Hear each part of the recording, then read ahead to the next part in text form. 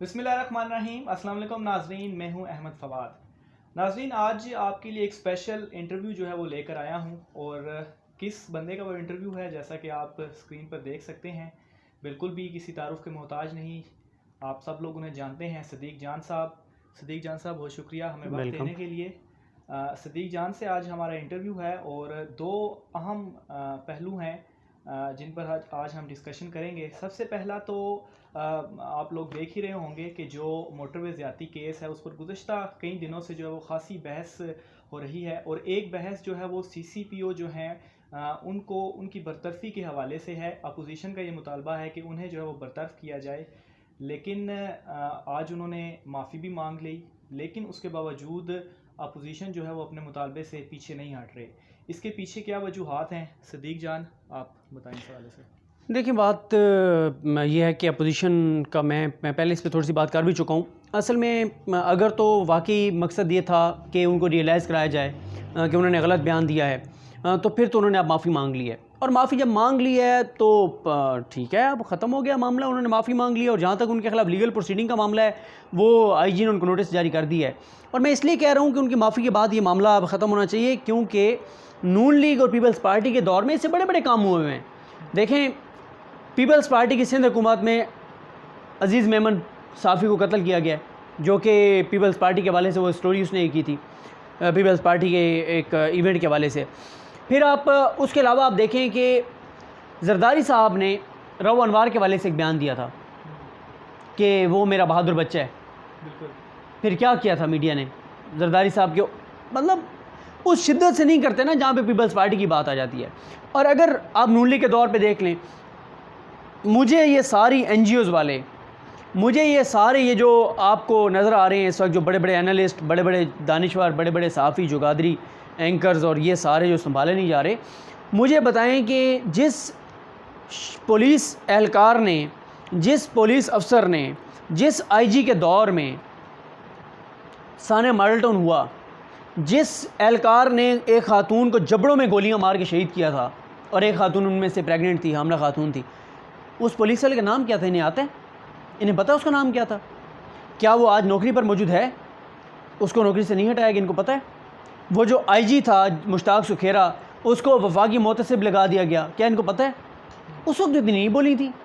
वहाँ पे भी तो एक ख़ातून के बारे में मुबहम बयान देना बड़ा जुर्म है। ये एक ख़ातून को, एक हामला ख़ातून को जबड़ों में गोलियां मार के शहीद करना बड़ा जुर्म है। तो ये क्या सब पॉलिटिकल स्कोरिंग है? ये पॉलिटिकल पॉइंट स्कोरिंग है। और नून लीग की परेशानी तो यहाँ है ना, नून लीग की परेशानी ये है कि उन्हें पता है कि अब उनके लिए एक टफ़ टाइम होगा लाहौर में। उमर शेख साहब जो, अच्छा मेरा एक और ख्याल है, मेरा ख्याल है कि उमर शेख साहब के ज़्यादा एक हाइप बन गई है कि नून लीग को बहुत टफ़ टाइम देंगे, लेकिन ज़्यादा जो मामलात हैं ना वो हैं जो उमर शेख साहब ने कहा है कि मैं पुलिस के अंदर जो इस्लाहात और जो चीज़ें लाऊंगा और जो अकाउंटेबिलिटी लाऊंगा, वो बड़ा मसला है। पुलिस के लोग ही अप्रोच कर रहे हैं नून लीग और पीपल्स पार्टी को कि आप प्रेशर बनाए रखें, आप दबाव बढ़ाए रखें, उमर शेख को हटना चाहिए। पुलिस के अंदर से ज़्यादा रेजिस्टेंस का सामना उमर शेख साहब को। पुलिस के इम्पोर्टेंट लोग, कुछ रिटायर्ड और कुछ हाजिर सर्विस, वो अप्रोच कर रहे हैं नून लीग और पीपल्स पार्टी को, ख़ास तौर पे नून लीग को, कि आप चढ़ के रहें, आप चढ़ के रहें। पुलिस के लोग मीडिया को अप्रोच कर रहे हैं कि तो बड़ा गलत बंदा है उमर शेख। वजह क्या है? उमर शेख का वो इंटरव्यू जो उन्होंने रऊफ़ क्लासरा और आमिर मतीन साहब को दिया, जिसमें उन्होंने वाज़ेह तौर पे कहा है कि मैं जिस पुलिस एहलकार की नेगलिजेंस सामने आएगी उसको हथकड़ियाँ लगवाऊंगा। उन्होंने वाज़ेह तौर पे कहा कि वो टाइम गुजर गया जब आप पुलिस वाले को मुअत्तल कर देते थे। सिर्फ आप मुअत्तल करते हैं, जिस केस में आप उसको मुअत्तल करते हैं उसमें वो लाखों रुपए रिश्वत ले चुका होता है, कईयों में करोड़ 1.5 करोड़ वो रिश्वत ले चुका होता है। आप उसको मुअत्तल करते हैं, वो खुश हो जाते हैं कि मुअत्तल होकर भी मुझे तनख्वाह मिलती रहेगी, और मुझे तो पूरी ज़िंदगी की जो तनख्वाह मिलनी थी उससे 10 गुना ज़्यादा तो मैंने इस केस में कमा ली है, तो करते रहो मुझे मुअत्तल। अब बात मुअत्तलियों से नहीं चलेगी, अब बात होम्योपैथिक सज़ाओं से नहीं चलेगी, अब आपको सख्त सज़ाएँ देनी होंगी। और पुलिस का जो उन्होंने कहा है ना कि पुलिस की अकाउंटेबिलिटी, सबसे पहले उमर शेख साहब ने DG खान में भी किया, जो रऊफ़ क्लासरा साहब ने बताया, क्लास साहब के पास उसकी होगी इन्फॉर्मेशन, और लाहौर में भी उन्होंने ऐसे किया। वहाँ पे DG खान में एक DSP को और लाहौर में एक SHO को हथकड़ियाँ लगवा दी। ये सबसे बड़ी ज़रूरत है जिसके ऊपर उमर शेख साहब कर रहे हैं। यानी कि जो तब्दीली का नारा लगाया गया था और पुलिस इस्लाहात का कहा गया था, वो अब शुरू होने वाली हैं और वो जो है वो अपोजिशन नहीं होने दे रही? देखें, बड़ा हिस्सा तो पुलिस इस्लाहात का हुकूमत ने करने हैं, जो कि अभी तक हमें नज़र नहीं आ रहा। ये नाकामी है बहुत बड़ी, इमरान खान हुकूमत की और उस्मान बुज़दार सरकार की बहुत बड़ी नाकामी है। लेकिन पहली मरतबा मुझे इन 2 सालों में इस हुकूमत के आने के बाद उस एक इंटरव्यू से जो रऊफ़ क्लासरा साहब और आमिर मतीन साहब को उन्होंने दिया, उनका सबसे बड़ा जुर्म वो उनका इंटरव्यू हुआ है।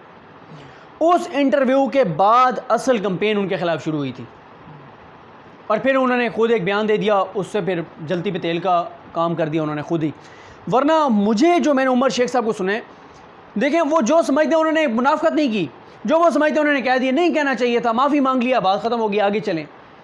लेकिन पीपल्स पार्टी और नून लीग, क्योंकि असल में ना अब इन 3 पार्टियों का एक गठजोड़ हो गया ना, नून लीग, पीपल्स पार्टी और फजल रहमान साहब का। एक पार्टी के ऊपर बात आएगी, बाकी 2 के कारकुन और उनके हामी सहाफ़ी और उनके सारे लोग भी उस पार्टी को किराए पे मुयस्सर होंगे, वो उसको सपोर्ट करेंगे। तीनों का एक हो गया ना। तो अब क्योंकि यहाँ पे नून लीग को ज़रूरत है, पीपल्स पार्टी वाले, पीपल्स पार्टी के सहाफ़ी, पीपल्स पार्टी के सोशल मीडिया एक्टिविस्ट, वो सारे नून लीग के साथ खड़े हुए हैं। बिल्कुल उसी तरह आपने देखा कि सिंध में जब बारिशें आई, तबाही और बर्बादी आई, बहुत मुश्किल सूरत हाल थी। कराची में जो कुछ हुआ वो मंजर इससे पहले कभी नहीं देखे गए। लेकिन उसके ऊपर क्या हुआ कि नून लीग ने डिफेंड किया पीपल्स पार्टी को। शहबाज शरीफ कराची जाते हैं, उन्होंने सिंध हुकूमत के खिलाफ कोई बयान नहीं दिया, बल्कि जो जरदारी साहब ज़िम्मेदार हैं कराची के हालात के, इस तबाही और बर्बादी के, अंदरूनी सिंध के इस इस्तेसाल के, उनको जाके वो मिले। और APC हुई, राबर कमेटी का इजलास हुआ, उसमें प्रेस कॉन्फ्रेंस में सिंध हुकूमत के खिलाफ कोई बात नहीं। चलो थोड़ा सा तो आप कह देते कि यार शर्म कर लो, हया कर लो, थोड़ी सी कोई लोगों पे भी पैसे खर्च कर लो। जितनी आपने ओमनी ग्रुप पे तवज्जो दिया, उससे आधी भी आप सिंध हुकूमत के, सिंध की आवाम पे तवज्जो दे देते तो सिंध की तकदीर बदल जाती। लेकिन वहाँ पे नून लीग ने उनको सपोर्ट किया, यहाँ पे पीपल्स पार्टी पंजाब में नून लीग को सपोर्ट कर रही है। और ये दोनों जमातें KPK में फजल रहमान साहब मजहबी तौर पर मुतशद्दिद होने के हवाले से, मजहबी तौर पे इश्तियाल दिलाने के हवाले से कुश्ती वाली बात किया करते थे इमरान खान इस हवाले से, वो भी ठीक वो तो साबित हो गई है ना। ये कोई आज तो नहीं साबित हुई, ये तो साबित हुई, मजीद एक और सबूत आ गया सामने। ये तो साबित हो गई ना। 2018 के बाद से सारी पार्टी एक पेज पर हैं। फिर आप ये देखें, अभी शहबाज शरीफ साहब जरदारी साहब को मिलने गए, वो आपको पता ही है, जो उसके बाद वो उनके अपने हामियों ने उनके साथ क्या किया। फिर उसके बाद आप देखें कि शायद खगन अब्बासी साहब ने कहा कि जरदारी साहब को करप्ट कहना हमारी गलती थी, हमें उनको करप्ट नहीं कहना चाहिए था। पीपल्स पार्टी नून लीग को, नून लीग पीपल्स पार्टी को, दोनों एक दूसरे के केसेस को दिफा करने, तो वो तो साबित हो गया कि नूरा कुश्ती थी। तो अब मेरा ख्याल है कि मामला आगे बढ़ना चाहिए और सबसे ज़्यादा इस वक्त जो जिम्मेदारी है ना वो उमर शेख साहब के ऊपर है। उमर शेख साहब को आप डिलीवर करना चाहिए। उन्होंने क्लासर साहब और आमिर मतीन साहब के प्रोग्राम में पब्लिक न्यूज़ पर मारिया जदून साहिबा के साथ उन्होंने बात करते हुए कहा था कि 90 दिन बाद लाहौर ख़ुद कहेगा कि मैं बदल गया हूँ। 90 दिन बाद स्ट्रीट क्राइम्स में कमी हमें नज़र आनी चाहिए, हमें कब्ज़ा माफियाज़ के ख़िलाफ़ एक्शन नज़र आना चाहिए, कन टूटे हमें इस्लाहों के पीछे नज़र आने चाहिए, पुलिस की अकाउंटेबिलिटी नज़र आनी चाहिए। तो हम सब कहेंगे कि वेल डन उमर शेख साहब। अच्छा, सदीक जान साहब की मौजूदगी का हम यहाँ पर फ़ायदा भी उठाते हैं थोड़ा सा।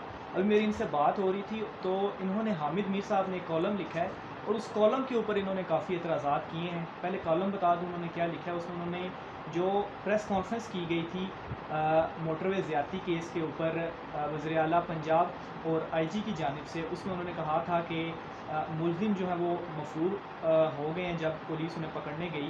तो हामिद मीर साहब ने अपने कॉलम पर हैरानगी का इजहार में ये हैरानगी ज़ाहिर की कि पहली मरतबा वो इस तरह से वो प्रेस कॉन्फ्रेंस सामने आई कि जिसमें मफरूर होने पर मुलजिम के जो है वो ये प्रेस कॉन्फ्रेंस की जा रही है। तो इस पे क्या एतराज़ है सदीक जान साहब? देखें, उन्होंने ये कॉलम कहा है ना, उन्होंने कहा कि जी हैरत इस बात पे है कि पहली मरतबा मुलजमान के फ़रार होने पे प्रेस कॉन्फ्रेंस की गई। बस हामिद मीर साहब उनकी हुकूमत के ऊपर और पंजाब हुकूमत के ख़िलाफ़ कोई ना कोई जवाब चाहिए होता है, क्योंकि उनका ना पर्सनल इशूज़ हैं पंजाब हुकूमत के साथ। क्योंकि वो उनके वालिद साहब के नाम के ऊपर जो अंडर पास था उसका नाम चेंज किया गया, तो तब से वो बहुत ख़िलाफ़ हो गए इस हुकूमत के। देखें, जितना लोगों में इश्तियाल है, गम और गुस्सा है, अफसरदगी है, कंसर्न है लोगों का, ज़रूरी है कि रोज़ाना की बुनियाद पर लोगों को आके उसकी अपडेट दी जाए। तो उसकी अपडेट दी वज़ीर आला पंजाब ने और उनकी टीम ने।